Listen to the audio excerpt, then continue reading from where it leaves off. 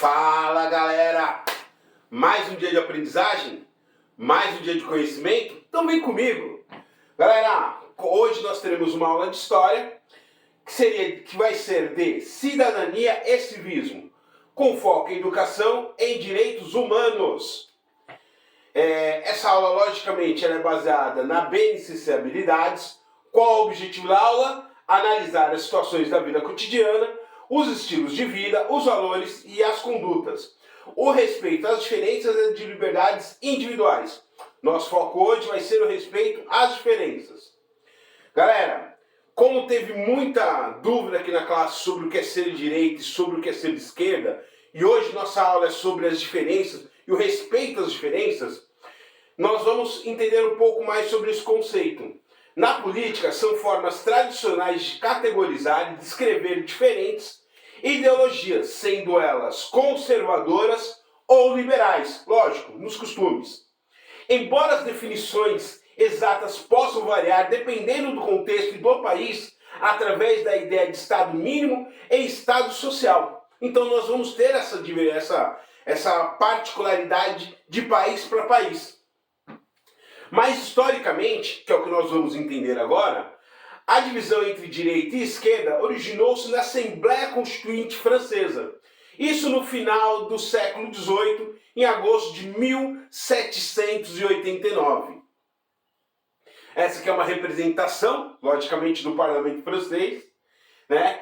Mas para a gente entender melhor hoje o que seria essa divisão e como se deu esses nomes, direita e esquerda, nessa Assembleia, os apoiadores da monarquia, os gerondinos, sentaram-se à direita.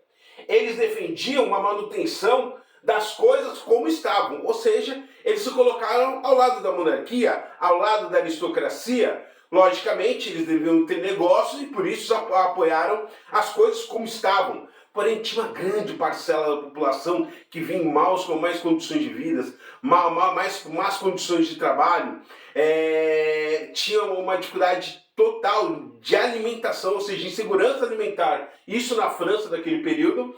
E aí a gente vai ter o lado das pessoas que sentaram à esquerda, que eram os defensores da Revolução, que buscavam melhores condições de vida. Direito de igualdade perante a lei, e eles eram chamados jacobinos, e se sentaram-se à esquerda. Ou seja, as pessoas que vinham da parte do proletariado, que defendiam uma mudança, que defendiam melhores condições, que defendiam melhor distribuição de renda naquele contexto, sentaram-se à esquerda. E as pessoas defensoras da aristocracia sentaram à direita. Ali nós vamos ter o começo desse pensamento e essa divisão. Ou seja, quem queria reformas, quem queria mudança, sentou-se à esquerda e era mais ligado aos trabalhadores. Quem sentou-se à direita, gostaria das coisas como é que estavam, e é ligado à aristocracia e à nobreza. Que é uma representação de como seria realmente essa Assembleia. Não foi nada bonitinho, foi uma briga enorme, como é nos dias de hoje em qualquer Assembleia, qualquer casa legislativa. Nós temos aqui, para que possamos contextualizar você no que seria ser de direita e esquerda hoje, a ideia de Estado mínimo. O Estado mínimo é o conceito de direita, geralmente enfatiza os valores tradicionais nos costumes do povo. Defendeu o conservadorismo, a ordem social, o respeito às autoridades, o livre mercado e a menor intervenção do Estado na economia. Bom, um conceito de direita mais contemporâneo, ele visa que o Estado tem que ter menor interferência na sociedade e toda a sua infraestrutura, né? Habitação, segurança, saúde, entre outras coisas. Porém, nós aqui no Brasil não temos muito essa condição. O Brasil ele tem diversos problemas. Foi um país que foi colonizado de forma predatória. A escravidão durou até o século XVIII no Brasil. Então, a gente tem que entender que o Brasil não se encaixa muito nesse contexto onde o Estado não tem que investir. Já, porém, essa que é uma representação, né? Que seria um Estado mínimo, né? Ou seja, corte de investimento em serviços públicos, educação, ciência, tecnologia, saúde, segurança, entre outros.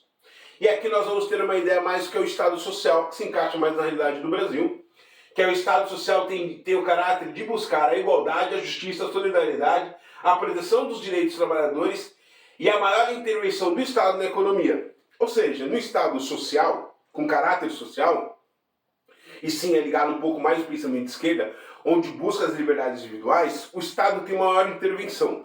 Porque no país que tem déficit em infraestrutura, déficit habitacional, déficit em segurança, déficit em saúde, o Estado tem que investir mais. Então hoje ser de esquerda é defender um Estado que tem maior intervenção social. Essa aqui é uma representação, todos são iguais perante a lei, né? E a gente vai ter aqui os objetivos. Objetivo primeiro, compreender como se deu o início dos conceitos políticos de direita e esquerda. Nós já aprendemos, fazendo a retrospectiva, foi na Assembleia Constituinte, nós vamos ter a separação ali da classe trabalhadora, as pessoas que defendiam a nobreza, e ali se dá esse conceito de direita e esquerda, e contextualizar o papel do Estado nesses dois conceitos de gestão pública. Ou seja, nós temos um Estado que ele vai ter menor intervenção, que é o Estado mínimo, o Estado interfere menos, vai agregar dinheiro só na União, vai investir no Fundo Monetário Internacional, entre outras coisas. E o Estado mais social, que é o Estado que tem que intervir mais em todo o funcionalismo público, em todas as particularidades de infraestrutura que um país precisa, e no caso o Brasil precisa muito. Para concluir, eu deixei aqui para vocês a Declaração dos Direitos do Homem e do Cidadão, de 26 de agosto da Assembleia Constituinte de 1789, que no seu artigo 1º diz: os homens nascem e são livres, e iguais em direitos. As distinções sociais só se fundamentam-se na utilidade comum. E no artigo 5 da Constituição Brasileira diz que todo homem é igual perante a lei. Muito obrigado, essa foi a aula de hoje. Bye, bye.